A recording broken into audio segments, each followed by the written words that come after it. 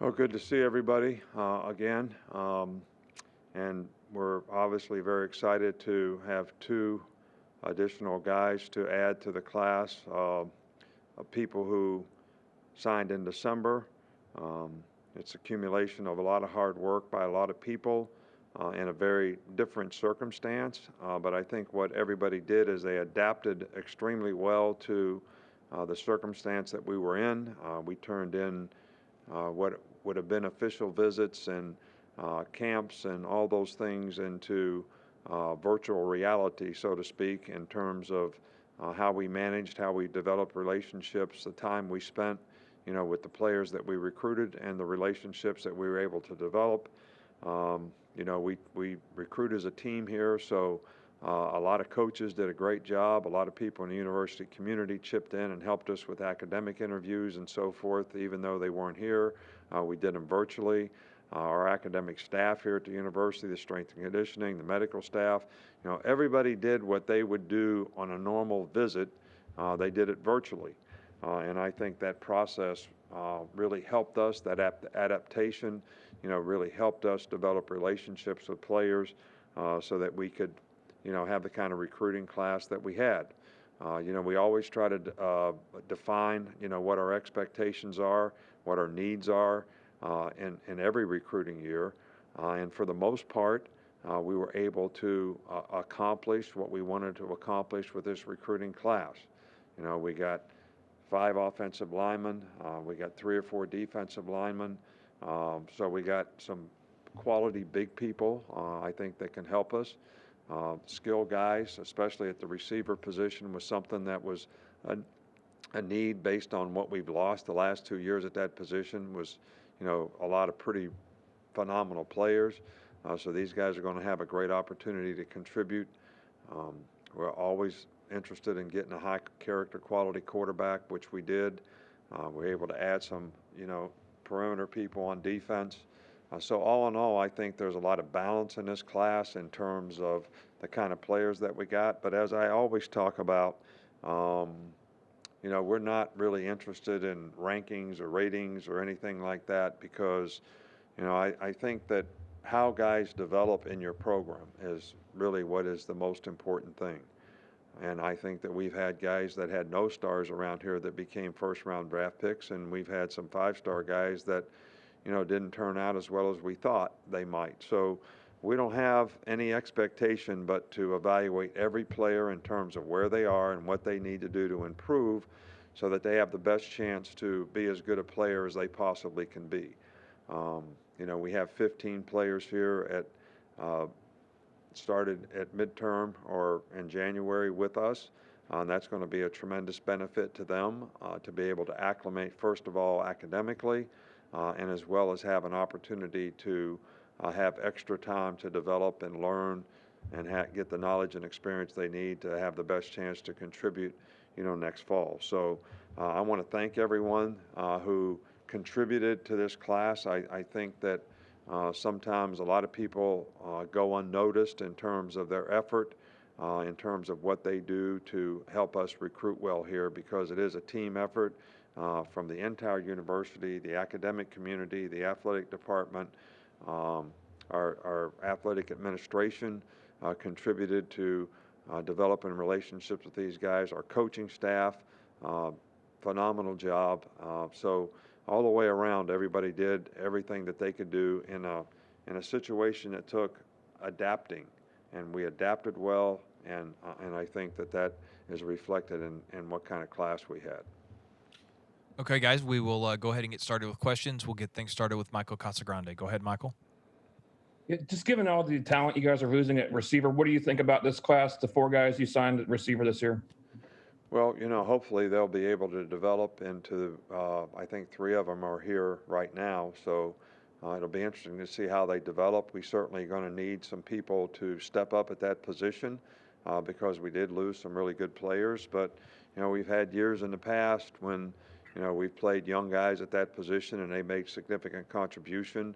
I use the example a lot of times when we're playing Georgia in the national championship game. Smitty caught the touchdown pass. He was a freshman. Ruggs and Jerry Jeudy were both in there. Leatherwood was playing left tackle. Najee was playing tailback, and Tua was playing quarterback. So there's going to be a lot of opportunity at a lot of positions, but especially at wide receiver for these guys to make a contribution. We'll go to John Zener with the Associated Press. Yeah, Coach, I know there's no substitute for meeting these guys and their families in person, but given the situation y'all were in, were there some techniques, some recruiting tools, some technology that you say, well, hey, this is something we can use more often in the future when things are back to normal? Well, I think using virtual Zoom, whatever you want to call it, to do home visits is something that was very beneficial to myself and the assistant coaches in terms of developing relationships with the families. We also included the families in, virtual practice. We included them in virtual, medical meetings, virtual strength and conditioning, academics, academic appointments.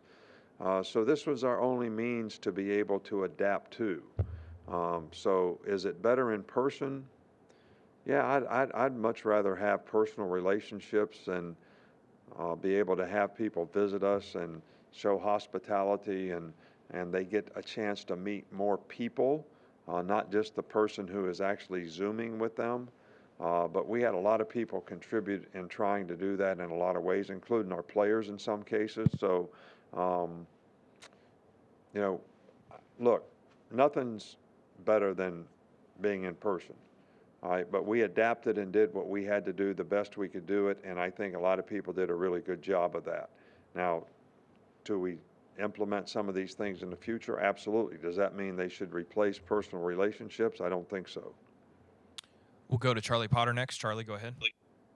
Yeah, hey coach. Obviously, you guys lost Najee Harris, but with what you have coming back, and now the addition of Kamara Wheaton, just what do you think of your running back depth for next season?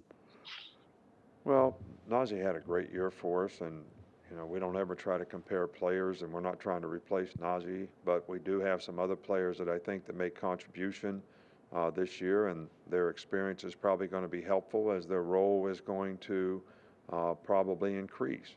But look, every team is different, and I can't predict the development of everybody's role is going to be different, and how players buy into doing the things that they need to do to accept that role and embrace that role is going to be the key to how these people develop, at these positions. But it's, it's the way it goes in college football. You lose 25% of your team every year.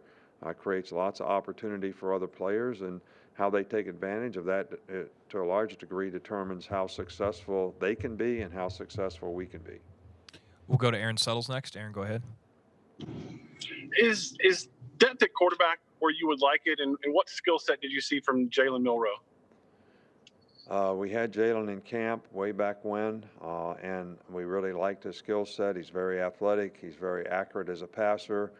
He's got a strong arm. He's got a really good disposition about himself as a leader, and a great personality that I think people can sort of follow.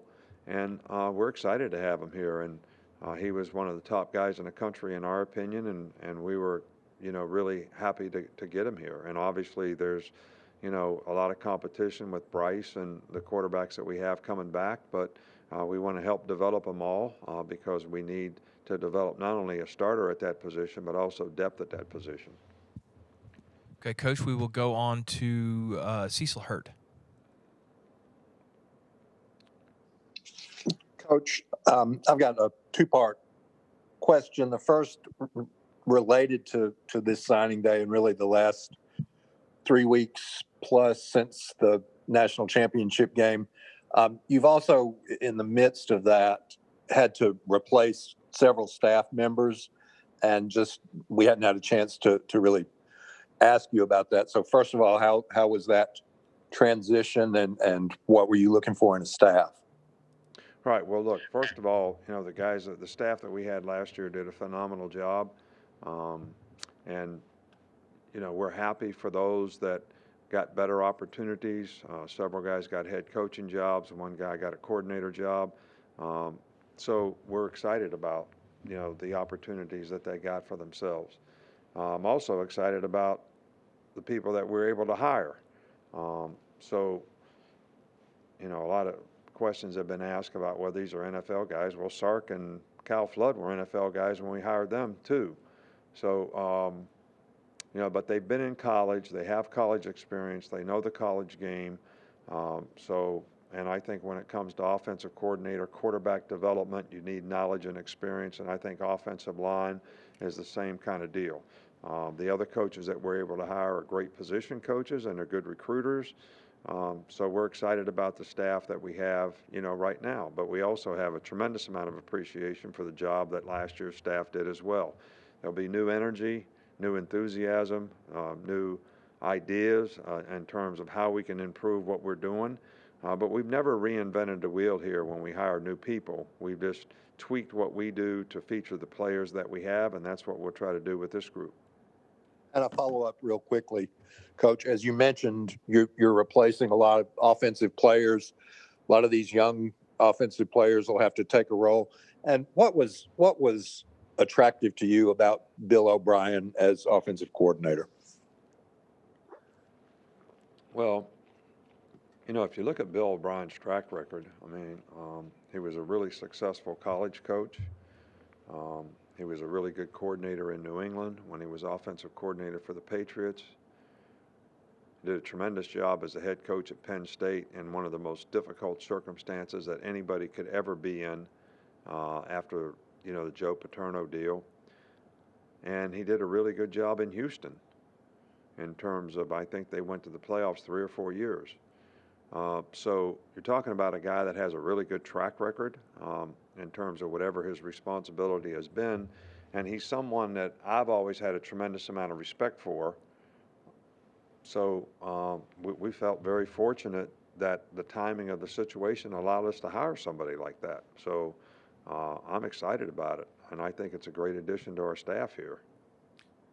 We'll go to Tony Suttles. Nick, you talked about Jalen Milroe. In the past, you've had veteran quarterbacks to kind of help break in, your younger quarterbacks. This team doesn't have a lot of veteran quarterbacks in that room. What challenges do you foresee with that situation at the quarterback position?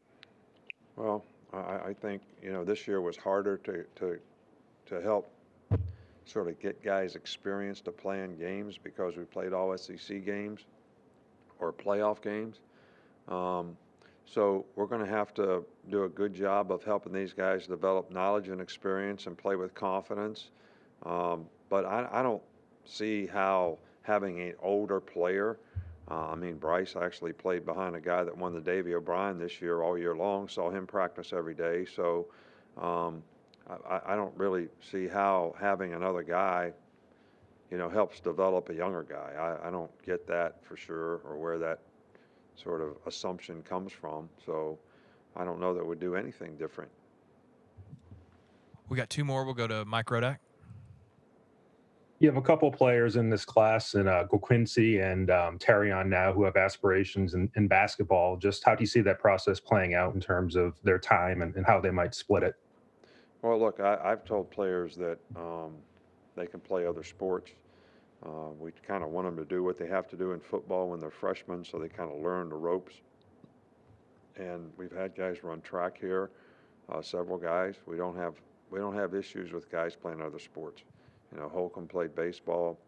I think and I had several guys at Michigan State that played basketball, tried to play basketball, tried to do both. And I'm happy with these guys, and Coach Oates and I have a good understanding of how we try to do it. And it's a little bit more difficult to play basketball because the seasons run together a little bit more. But if guys can contribute to our basketball program here, I'm all for it. And we're going to do everything that we can to help them develop as football players. And when they don't have football responsibilities, they can certainly go play basketball. And if they can contribute to our team, I'll be happy for them and happy for our basketball program. Okay, Coach, that's actually all we've got today. Appreciate your time.